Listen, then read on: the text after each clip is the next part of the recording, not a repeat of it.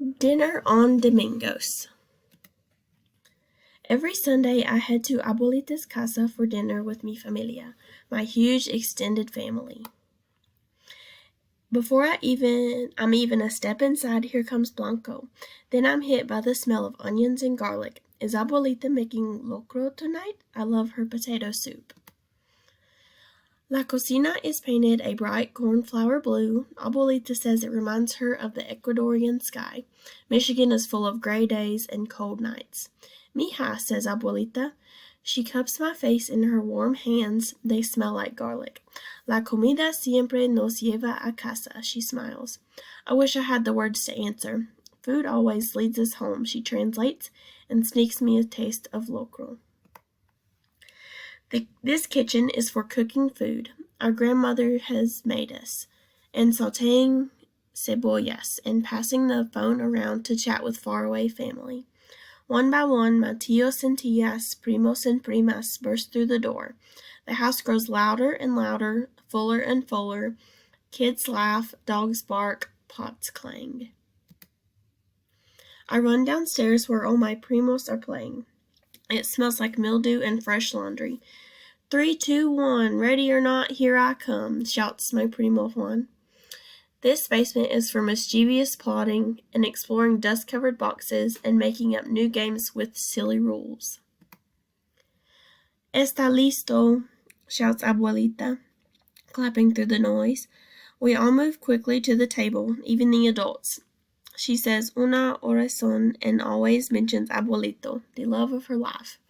This dining room is for remembering our loved ones and blowing out birthday candles and looking through Tio Charlie's photo albums. We spill over on couches and squish together. We talk and tell jokes and sneak Blanco a taste. And then we dive in for more. And when we dive in for more, Abuelita always smiles. When we are full, her heart is too. But sometimes we tease each other too much.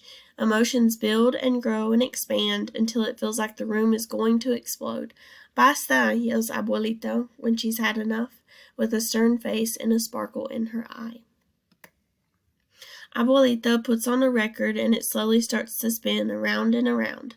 This living room is for piling presents to the ceiling on Christmas Eve and playing loteria and board games and spreading out blankets for cousin sleepovers. Her calloused hand grabs mine, her feet bounce to the rhythm. She leads. She always does. My shoes keep finding their way on top of Abuelita's feet. Lo siento, I confess in my American accent. I wish I spoke more Spanish. Abuelita raises her head to the sky and laughs, making her bright eyes squint and her round belly shake up and down. Her hair tickles my eyes and she kisses me on the forehead. Muy bien, Alejandra, she smiles. No, she knows I'm trying. I wrap my arms around Abuelita's waist and squish my face into the crook of her neck. Te quiero, Abuelita, I say as best I can.